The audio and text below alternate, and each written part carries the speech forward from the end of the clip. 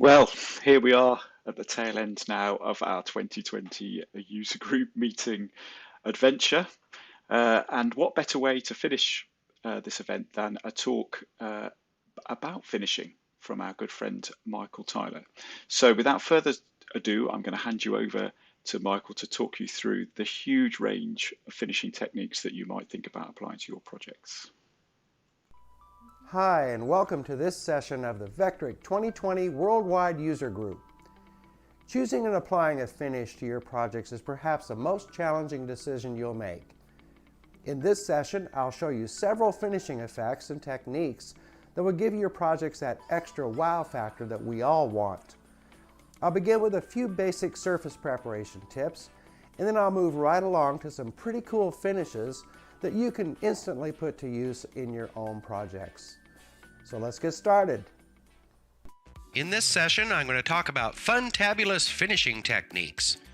First, I'll cover some of the basic surface preparation. Most woodworkers recommend that you sand to an overall 220 grit. There's exceptions to this. If you're applying a stain or a paint and clear coats, 220 grit's usually fine. But if you're just going to be using a hand-rubbed oil finish and leaving that wood natural, then you normally would sand to a 360 or 400 grit. And for 3D carvings or anything like a lettering sign, maybe it's these stacked letter signs, things like that, you've got a lot of creases and crevices. These 3M radial discs, they're about 3/4 inch in diameter, and you stack 3 of them on a mandrel and use about a medium speed. And controlling your touch, this 80 grit does not bite too hard into the wood. The plastic has an embedding of silica grit, and as you use these radial discs, they wear down. So you can usually get 4, 5, 6 projects before they wear down enough that they have to be replaced. And these are really super handy for sanding those 3D carves and anything that has tight spots and crevices. Get those fuzzies out or any stray wood fibers. A lot of people use large sanding mops for sanding their projects, but they're really only suitable for non-detailed contoured areas or maybe even some flat areas. If you use one of these large sanding mops on a 3D carve, you'll see here on the slide it says you don't want your carve end up looking like melted chocolate or melted wax, and I have seen that before where a sanding mop was used. They're just too big to get into all the details, and they erase the details as you use them. And most of the time I will use a mixture of a 50-50 mix of seal coat, Zinsser Bullseye seal coat, and denatured alcohol, and that is a really sort of a standard wood sealer in the industry. It evens out certain woods like pine or softwoods or even cherry sometimes will get blotchy when you stain it, so applying a sealer of some kind is a really good idea. The 50-50 seal coat is just about right for raising fuzzies. You put on a coat, let it dry for an hour, and then you can stiffen up those fuzzies and sand them off really easy. I like to apply a couple of coats, especially if I'm going to be applying a paint or doing a glazing technique or something of that nature. A lot of other items that I have in my shop that help me prepare the surfaces are some power tools. The small 1-inch belt sander is really handy. I've got one of these rigid combination spindle sander belt sanders, and those are a really great value. It's 2 tools in one. Got several different sizes of spindles there, and it really makes work go quick. And then years ago, somebody tipped me off to using one of these stiff denture brushes for brushing out V carvings and even some of the 3D carving fuzzies will come out with one of these stiff denture brushes. I don't like the brass brushes. They leave marks on wood, so I don't use those at all. I do have a stainless steel brush that I've used occasionally, but you got to be careful with that. You don't want to scratch up your wood. And then of course you see these small sanding sticks. Those are really great. I got several different grits of those. Those are really handy. If you don't have some, I would highly recommend getting some of those for small detail sanding. And then I do a lot of homemade sanding tools like sandpaper wrapped around dowels. I'll take some emery board nail files and I'll clip them off with some wire cutters at a sharp angle. That gives me a point I can get into tight spots with that. So Then your basic finished products. I use a lot of different products, so don't take just these products as gospel that this is the only thing you can use, but I tend to avoid water-based stains. I've tried them many times over the years, and when I'm staining on raw wood or wood that's been just lightly sealed, I find with these water-based stains, there's still excessive grain lift. I don't like to use the water-based stains. It's a personal preference. I do prefer the fast dry oil-based stains like the Rust-Oleum Ultimate Stain. Varathane is, I believe, owned by the same company, Rust-Oleum, and they have an equivalent that they're about dry enough for a clear coat in about an hour, depending on your temperature and humidity in your shop and so on. And then the rags that I use when I'm staining or wiping on a finish, things like that, I'll just buy a bunch of the cotton t-shirts that they sell at the big box stores as paint rags, and sometimes you can get them where they're pre-washed and other times they're not pre-washed, so I'll just throw a bunch of them in the washing machine, wash them and dry them, and that gets rid of any lint that's floating around there. And then for the clear coats, I use all types of clear coat products, but my favorite really is the rattle can. A lot of folks like the lacquers, the spray lacquers. I tend to lean towards the Krylon acrylic clears because they go on nice, they stay clear, and they dry fast. Okay, now the Funtabulous. Here we go. We're going to take a look at all these different types of finishes. The Marbleizing, using metallics and patinas, regular painting and glazing and Faux-tique, which is the same as glazing. Whenever you glaze something, especially if it's a painted item, that ends up sort of that folksy Faux-tique appearance that's so popular right now. So the Marbleizing, there's really just 4 basic steps. You need to seal your material. And in some cases, you need to prime it with a paint primer of some type. And then use paints that float on the water surface. Now, there's all kinds of paints that are available at the craft stores that are made for marbleizing or dipping. I tend to use the easiest. That's spray paints. And I like to use the same brand spray paint so I don't have any compatibility issues at all. So you spray some of this paint on the water surface, swirl the paint, and then water dip the object that you're wanting to marbleize, and then you apply your final top coat overall. So here's some examples of some woodworking products I've done. I did this alabaster box for the Carve Right company, and then I did the jade and ebony box for a free Vectric project. That's available from your V&Co account. And then I just did some arrowhead artifacts just for fun to show you how I finished 4 arrowheads. You'll see that in a bit. Then we have some detail here on the alabaster box, the steps I went through. So I carved it out with a CNC machine and assembled it and sealed it, sanded it, painted it with a prime base coat color, which happened to be just a white. And then I sprayed the marble colors, spray paints. I had a 5-gallon bucket there, and I just sprayed these various colors on the water surface. And again, just make sure that the brand of paints are the same so you don't have any compatibility issues. And you got to work fast with this marbleizing process because this spray paint tends to dry really quick. Just a tip, the water that I put in the 5-gallon bucket, I made sure it was cool. I put a little bit of ice in there to cool it off. It makes the paint tend not to dry up so fast. So after I sprayed these paints on the water surface, I just swirled the colors around a little bit with a stick and then dipped the object in. After that, I let it dry overnight, and then I applied the final top coat. So you see the resulting alabaster box there. Okay, and then this is the Vectric project that I did, the Jade and Ebony box. Again, that's a free Vectric project you can download from your V&Co account. Same process, I sealed it, painted it with a base coat. I used a green color, and then I used just sort of a hazing with a white. And all the details for this process are in the PDF file that comes with that project, so you can download that and see a little bit more detail. These are the colors that I picked out, including the primer, and you can see that after I sprayed and swirled the colors on top of that water surface, I just dipped the box in there and the lid and all the components that make up that final project there. And again, I just let it all dry overnight and then applied the final top coats, which were a number of clear coats, so that I got that really shiny jade look that I was after. Okay, and then I've got some arrowhead artifacts that I made. I just made 4 arrowheads and carved them out in the CNC. And then I've got one of them that I painted the Sculpt Nouveau copper metal coating. And then a couple of them I just painted with regular craft paints. And then another one I painted with a black base coat and then a color shift paint there. So we're going to watch a video showing you how I did the process for all 4 of those arrowheads. So we'll just take a pause here and watch this video.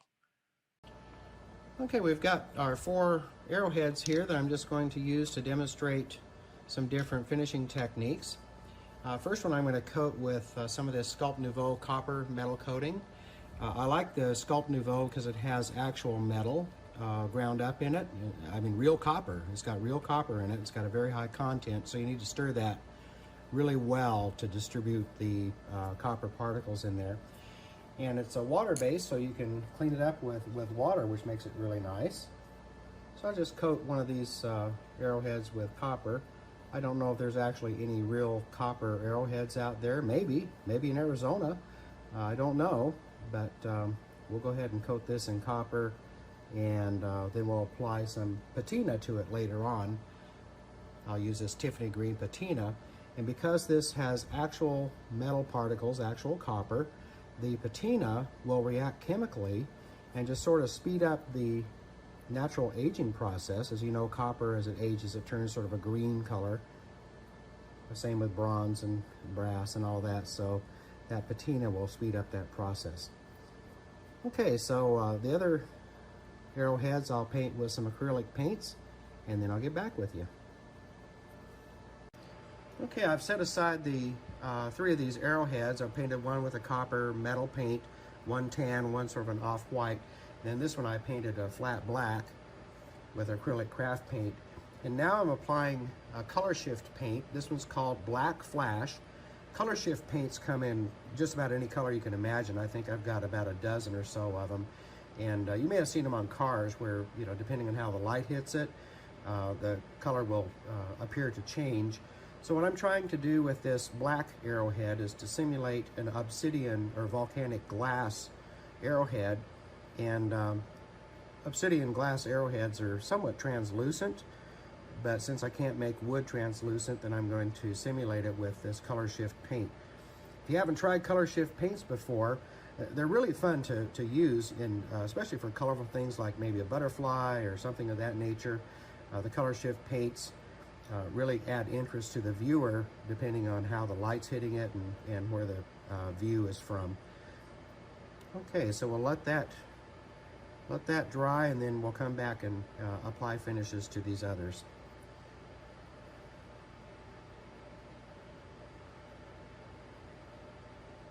Okay, we're back to our copper arrowhead, and as I mentioned before, I'm going to apply a patina, a spray chemical patina to this to get it to age rapidly. And you can put on as little or as much patina as you want to. Get rid of that little speck there. There we go. But the trick with this patina is it works best if the coat is wet. So I'm going to apply another thin coat over the first coat. Just give it a wet coat. Doesn't have to be too thick. Just apply it on there, and it'll be ready for application of this patina. So I'm using Tiffany green. It's in a spray bottle. It's also a Sculpt Nouveau product. So get that around the edges there. I think that's good. Okay, now I don't want to get any of this patina in my copper paint, so I'm going to move it well away from where I'm going to be spraying this patina. Okay, just give that a quick shake.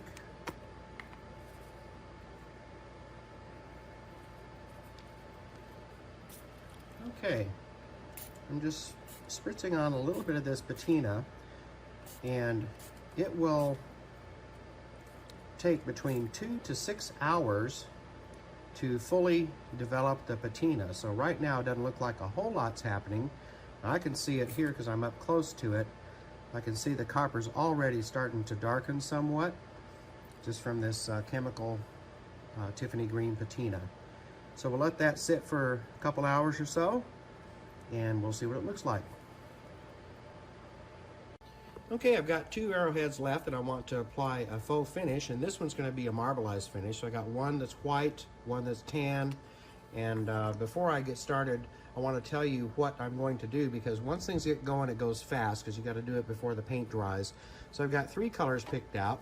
You can pick whatever colors that you want. Just make sure they're the same brand paint. I've got white, black, and a brown. And I'll spritz a little bit of spray paint on top of the surface of the water here. I've got this filled up with cool water, I don't know, maybe 3/4 of an inch from the top there. So I'll spray on a bit of each of these colors, and then I'll take the arrowhead and dip it in the water and bring it back up, and hopefully that'll end up with a very realistic marbleized look to it. Okay, so let me go ahead and get set up here, and we'll show you the marbleizing technique. Okay, I've shaken up all these cans really well, so I'll just spritz a little bit of this on the surface of the water. Start with a white, maybe a little bit of black, and some of this brown. Maybe a little more black. I'll just give this a quick stir. That'll create our marbleized effect there. We'll go ahead and dip in this first arrowhead.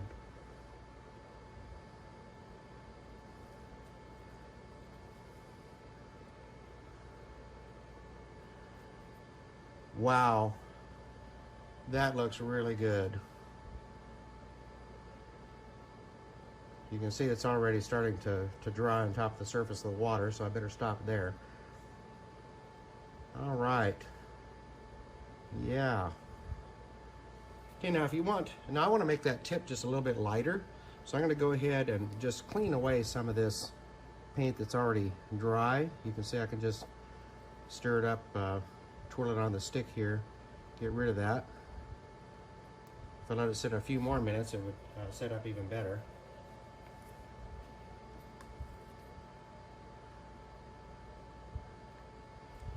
Okay, I'm just going to make that tip a little bit lighter. Spray on a clean surface there.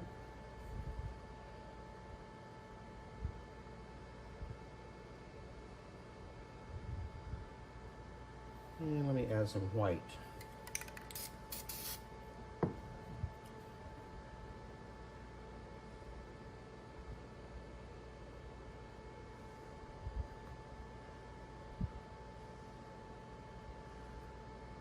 Okay.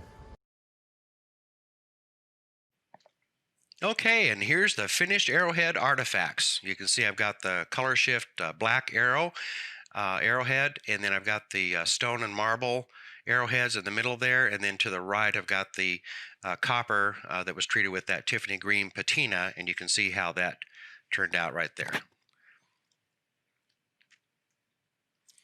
You can make just about anything look like metal with these metal coatings. You see a list of the materials there that you can use it on. Again, you can make just about anything look like metal. This is the Buffalo nickel Indian head nickel bank that I made for Vectric. That's again another free project that you can download from your V&Co account. They're still just basic 4 steps, very similar to what we've seen before. The material needs to be sealed, and you need to use a good quality metallic paint for a lot of projects. I prefer Sculpt Nouveau metallic paints because they contain a lot of metal powders, a lot more than most of their competitors do.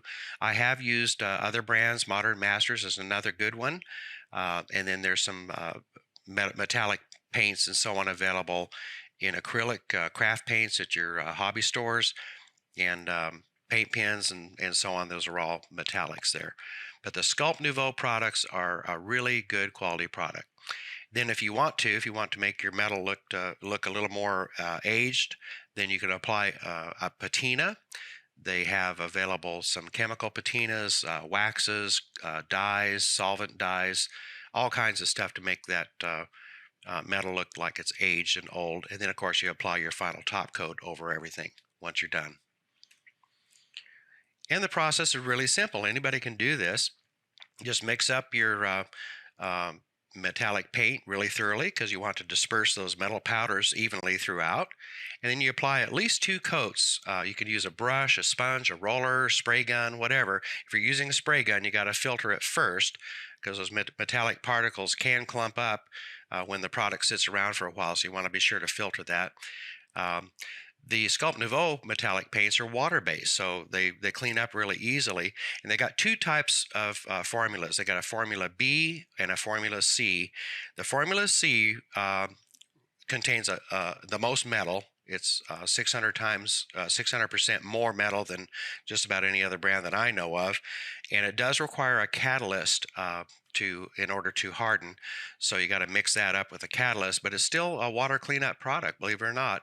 The Formula C does take quite a bit longer to dry and to cure. And if you're going to use Formula C, Sculpt Nouveau recommends that you first coat your product with a Formula B, because the Formula B is about half the price of a Formula C. So they say give your object a couple of coats of Formula B first, and then apply a couple of coats of the C. Now, the advantage of the C is it's because it has so much more metal, is that can literally be buffed out with a power buffer. I mean, it really looks like metal when it comes out. Now, I tend to use the Formula B. Number one, it always gives me the look that I want. I can rub it with, say, a paper bag or maybe some 4/0 steel wool, something like that, and it polishes up as nice as I'd want it. But that Formula B, it's a lot more economical to use than the Formula C, and it looks just fine for me.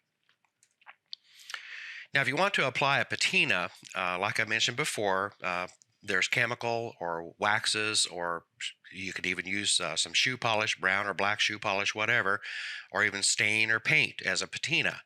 So there's a lot of different types of patinas available. Some of them are for certain types of metal, but there's rust patinas, there's the green patinas, there's all kinds of chemical-based patinas that react differently with different metal products, because these products that Sculpt Nouveau puts out, if you're buying copper, it's got copper powder in it. The silver has pewter powder in it. Iron, if you're buying iron, it's got iron powder in it. So these are real metals that react with the chemical patinas just as they would in nature. Now, the clear coat, one thing I like about the clear coat that Sculpt Nouveau offers, there's a product they call Smart Coat, and it's a polymer sealant. It's also water-based, but what's really nice about it is if you've applied a metallic paint and or a patina, when you use this Smart Coat, it doesn't change the look very much. So if you have something like that arrowhead that has that sort of a dull finish to it, the Smart Coat is safe to use over that. It's not going to change that appearance very much, where if you use a solvent-based clear coat, or even the Krylon acrylic sprays, if you're using a satin or a gloss, that's going to change that appearance quite a bit. Now, you saw in that arrowhead video that I used a flat Krylon, but I just barely misted it on there, just enough to seal that patina, and that was it. I didn't want to change the appearance, so I just barely spritzed on that flat. So one thing about this Smart Coat is it's really fast drying. I buy these little tiny spray bottles, and I spray it on with a spray bottle. Really easy to apply. And here's a bunch of projects that are available to you for download for free from your portal account, your V&Co portal at Vectric. These are ones that I've made over the years, and there's more, but these are a bunch of them that I've used various metallic paints on. A lot of them are Sculpt Nouveau. Some of them aren't the Sculpt Nouveau product, but you can see there that there's quite a variety of projects available to you if you'd like to try those out. Okay, now let's get into the painting, glazing, and Faux-tique section. In this section, there's 5 steps basically. And of course, we always start with sealing a material surface before painting. And then you can apply the paints with a brush or paint pens or even a roller or a brayer, depending on what type of job you're coating. And you want to seal the paint with some type of clear coat before you apply the glaze. Glaze is usually going to be a paint or a stain. And then after that dries, and you apply your final top coat overall. Here's the steps sort of illustrated here with one of the projects from the Vectric free project section. This one I used a 50-50 seal coat and denatured alcohol mixture, and that sealed it, and I sanded off the stiffened fuzzies and then added another coat. And then I often, when I know I'm going to paint something, I'll do a couple of the coats of the seal coat, the thin seal coat, and then I'll follow that up with some light coats of a clear acrylic spray. Usually I'll start with gloss, let that build up a little bit, and then I'll come back and I'll apply a satin or even a flat over that, just so that it has a little more grip for the paint that I'm going to be applying. So you can apply your paints by brush, by hand. You can use paint pens. A lot of people like paint pens for these multi-layer lettering signs, because you got a lot more control with the paint pens. One thing I found about the paint pens is you don't want to try to cover it necessarily all in one coat, because it'll tend to get streaky, and it starts to dry fairly fast as you're applying it. So you want to go ahead and apply a quick once coat, let that dry for a bit, and then come back and give it a second coat, and that gives you the full coverage that you need. And you see there's a lot of projects there pictured where I've used metallic paint pens. Those are generally solvent based. And then you can also, instead of paints, you can use pastels, oil paints. I've seen people use chalk, colored pencils, whatever it is that you want to use to lay on that color before you do your glaze. And of course, after the paint's dry, you want to seal it with a clear coat before glazing. And I found that the same type of rattle can clear acrylic sprays that I use for, raw surface sealing and for final coats too, they're ideal for sealing that painted surface before applying the glaze. Now you can apply your glaze. In this example that's pictured here, it was just brown acrylic craft paint that I thinned with water, just thinned it down a bit. And I actually applied that glaze over everything. Here's a stage where I've already applied it and wiped most of it off. But you can see how it accentuates all the details and really gives it that it tones down the paint. The paint's not too bright. Now I know the glaze is going to darken your paint colors a bit after you've applied it and then wiped it off.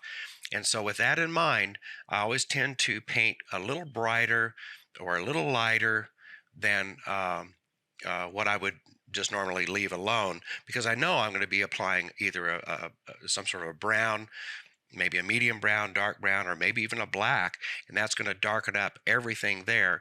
And then when you wipe off that glaze, the glaze sort of lays in all those details and really brings them out and gives you a really, really nice Faux-tique effect. In your final top coats, you can use any compatible top coat of your choice. As I mentioned before, you can use the same type Krylon sprays or whatever you're using to seal that wood initially. That works perfectly fine. If you applied a colored wax as a glaze, then you don't have to put any top coat on at all, because the wax will cure to a hard surface, and that will be your final finish.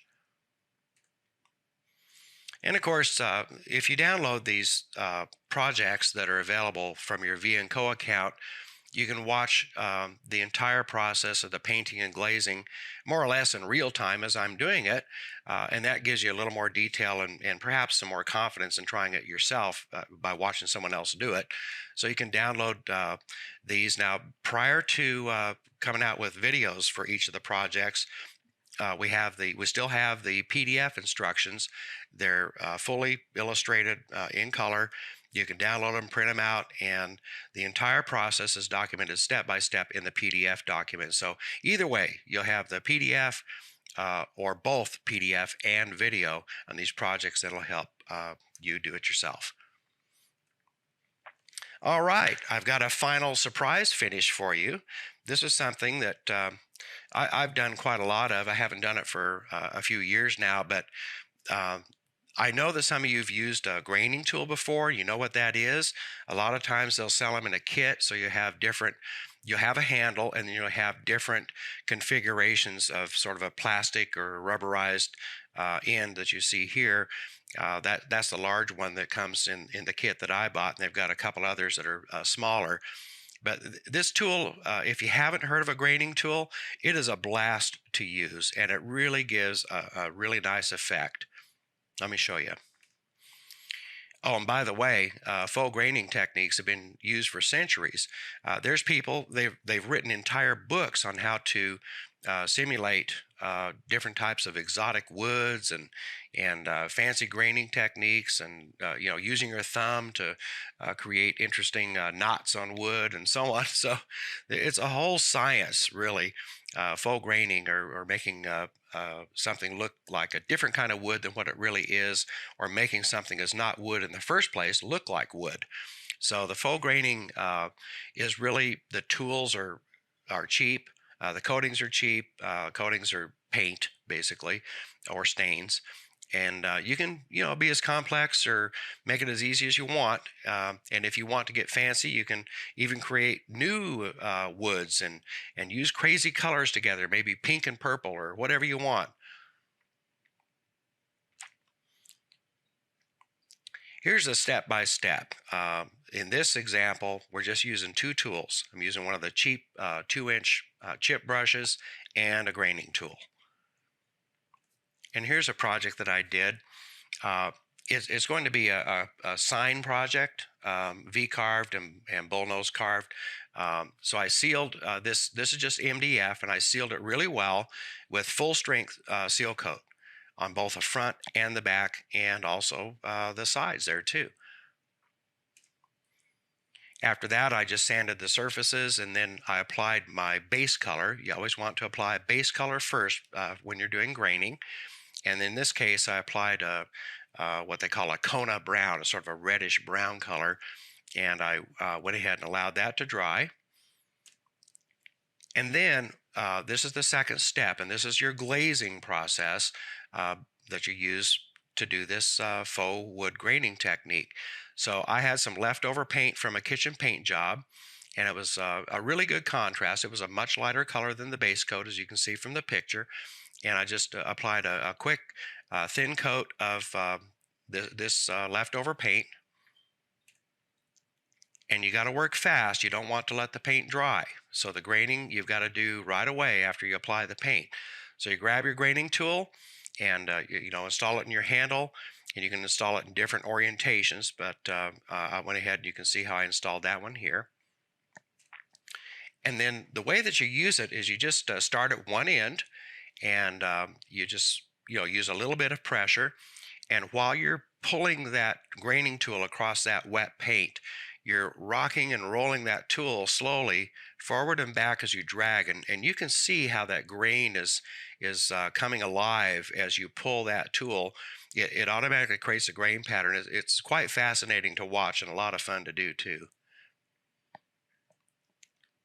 In between each pull, you've got to remove the excess paint. So I just usually have a roll of paper towels or a clump of paper towels or rags nearby.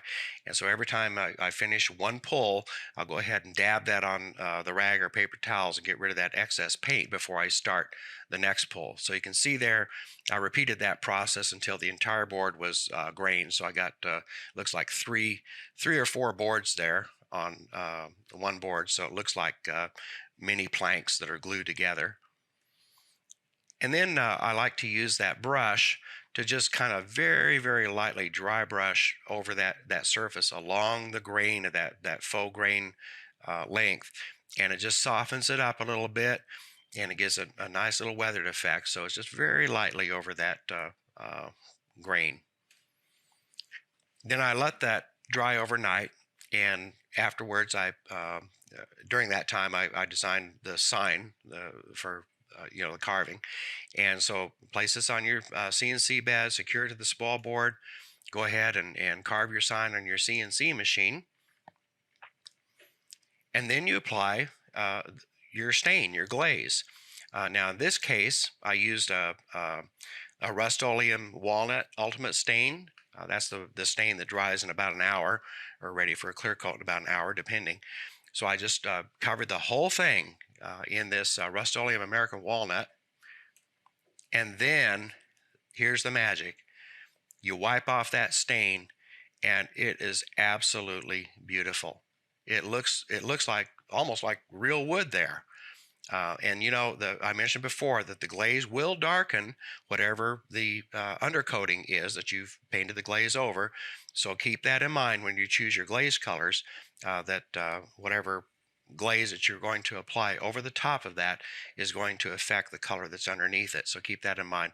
Anyway, it just came out really, really beautiful. And then I applied for the clear coats, the final clear coats, I used Zincher spray shellac.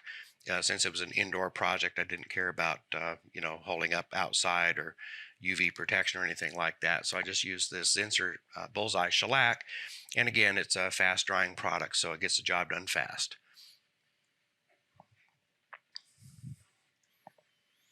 Now here's another project where I use this faux graining method. This is years ago, before CNC, before I had a CNC machine. And a friend of mine, he needed a sign for a development that he was creating nearby. And he wanted a bunch of signs that were advertising and showing maps to this new community he was building up. So he asked me if I would help him with it, and so I did. So he brought over a full sheet of plywood. I primed it, and then I used the graining tool, as you can see there, across the short length of the plywood, and I space it out. You can see little spaces in between there. I spaced out that graining intentionally to make it look like separate slats of wood there. And then I traced out and I hand painted all the lettering. So that's a very old school technique there, but it gave me a lot of practice using that faux wood grain tool. Here's another project I really enjoyed using that faux graining. This is a wall mural I painted for my daughter's room. This is about, I don't know, about halfway through. I actually painted a leopard and two cubs, and then I painted the rest of the scene that went clear around her room. It was sunrise to sunset to the moon showing in the nighttime sky there. So the faux graining technique is not only for using on boards for cutting on your CNC, but you can use it for a lot of other things too. So I hope you'll try out some of these Funtabulous finishing techniques. It's really a lot of fun to experiment around with. And of course, you got all the help necessary. You've got all the PDF instructions. You got lots of videos that are available with the projects to kind of help you through that whole process there. So I hope you enjoy the rest of the 2020 Worldwide User Group. Happy carving! Okay, well, thank you very much, Michael. That was obviously packed with facts, but also I hope inspiration, and I hope you all go away and come up with some ideas of your own where you could apply some of those finishes. That is really the end of the user group meeting 2020. It's been an intriguing journey, hasn't not? And but before you go, though, I would like to say a couple of things. And as you know, I try and avoid using PowerPoint wherever I can. So what I would like to do is firstly say a massive, massive thank you to everybody who's helped us to put this together. So as you can imagine, the Vectric team is really expert in software, but to give the user group meetings that extra edge, we really do value and really enjoy the content that's delivered by people who are experts in other areas of the CNC world. You've just watched Michael talking about the finishing techniques that he's used in countless projects, and obviously the CNC world of hardware, both in terms of the materials that we use, the machining strategies that we use, and the machines themselves. So the expertise we get from these people is really invaluable, and I want to say a big thank you. So thank you to Sammy and Corey at Avid. Their talks were really amazing. I learned so much from those, but also for interviewing JD and the Rainfall projects. Very inspirational stuff. Matt from Tools Today gave us something slightly different, but I think it was really, really valuable. There was absolutely some top tips in there about thinking about pricing and structuring and the selection of your topics. Randy, and doing his fluted two-sided bowls, really exceptional work, as you always get from Randy, alongside Next Wave. Jay showing the examples of lasering, which, as you know, is part of our new feature set. So that was very interesting to see. And Michael Mazalik from Axiom. So thank you so much to all of you. Really appreciated that. And second slide in my new PowerPoint killer. Of course, we do need to thank Michael Tyler, who's just presented that last one, but also Tim Sway. So they're kind of our stalwarts. They've both involved, obviously, in projects of the month, and they're involved in the labs with us. So if you've not seen their other projects, please do head over to the website and take a look at In the Labs with Michael Tyler and In the Labs with Tim Sway to see the other things that they've been involved in. So that's our big thank yous to the external help we've had from experts across the CNC world. If you will indulge me just for one more moment, I would also like to thank all of my colleagues, the Vectric team.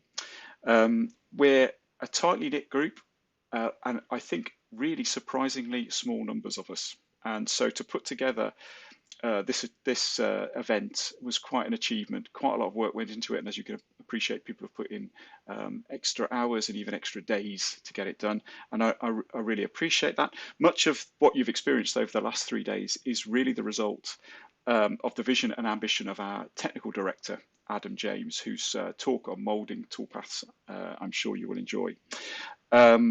Alongside him, Andrea and Sean built this bespoke UGM site for us, and of course the point of that was to try as best we could to recreate as many of the aspects of our original live user group meetings as we could, in particular the community engagement, and I think it's gone really well, so that's impressive.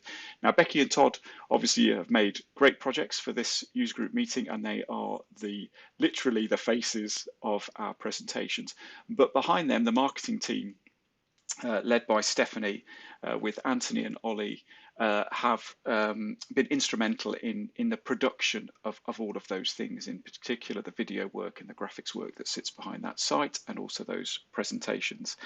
And this year, one of the upsides of our format is that we could engage the support team fully. They could really join in. So normally if we're remote, we have to fly some people out there, and the rest of the Vectric team gets left behind. But the support team got really into it this time around, and I hope you enjoyed their talk earlier this evening. I certainly did. It gives us another side of the technical discussion for those people just starting. So the support team really have a view on the issues and the problems that people encounter that's quite different perhaps from me when I travel around meeting often technical experts in CNC manufacturers and things like that. So that was great. But of course, so particular thanks to Charlotte and Nav and David for having taken on the presentation part of that process. But again, behind them, the issues that they raised and the ideas they came up with were from Mark and Chris and Katie and Adam in the support team. And so they were behind the scenes dealing with your questions and helping sort out any minor glitches that we've had along the way. So that was great.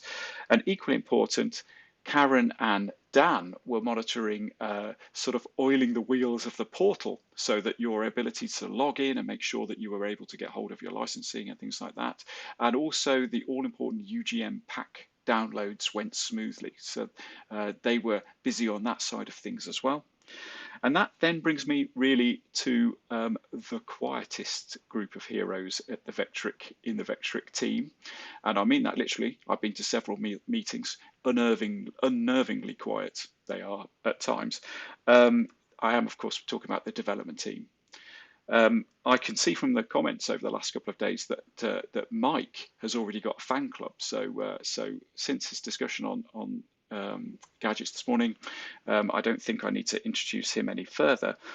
But it's important for me to point out that when I did the What's New talk at the beginning of this event, really I was reveling in the reflected glory of some amazing tools and features that have, of course, been written by Mohammed's really extremely talented development team. So I was showing off the features there, written by Greg and Stu and Mark and Aya. And I want to thank all of them because they sometimes go a little bit unsung at these events. And of course, they are creating the very thing on which it's all built. So well done to them. Now, if you're wondering about the size of Vectric, I can tell you now that I've named practically everyone. And if we mention Jane the cleaner, that is everyone. So you get a feel for the fact that this has been, without doubt, an entire team effort. So thank you to all of them.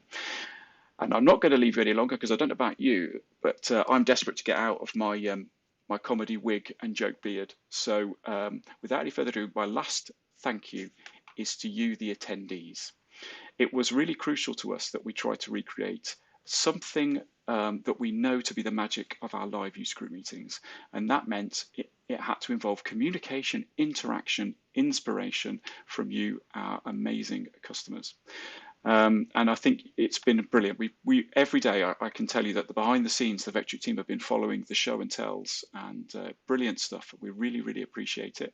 We'll leave the site up for as long as we can, so you can still all use that stuff and look back as an archive of what we've done over the last 3 days. But without you to contribute, it would have just been a series of lectures, and that's not what we wanted. So thank you, all of you, for your attendance. Now, for all of our sakes, I do hope that we will be going to San Diego this time next year for our user group meeting in the US, simply because that will mean that the world is getting back to a more normal state. But for those of you that have commented on how much you've enjoyed this format, the online format, I would like to reassure you that we have also enjoyed it a lot. And it's been a huge technical challenge. We've overcome a lot of technical problems to get here. We've learned a lot even over the last 3 days, as you might imagine. But I do think it's been successful enough that we will take away everything that we've learned, and we will find ways to reuse both the technology we've created and the lessons we've learned in future events, I promise you. So I look forward to meeting as many of you as I can at next year's user group meeting and in between online. Thanks again for all of your contributions over the past 3 days, and bye for now.